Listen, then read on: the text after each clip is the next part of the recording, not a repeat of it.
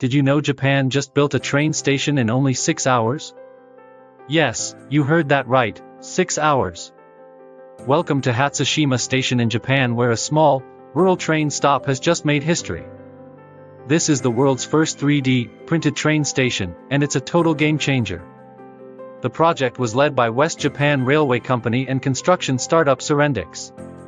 Instead of traditional materials, they used pre-printed concrete molds made off-site and assembled them in record time, overnight. Do you know what was the result? A sleek, modern 10-square-meter shelter with a stylish design.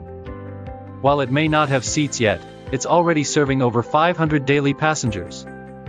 This isn't just a cool experiment, it's a peek into the future of construction. Quick, cost-effective, and eco-friendly. If you have gained some knowledge from the video and want Indian construction companies to know about this news, please like, share and subscribe. Thank you.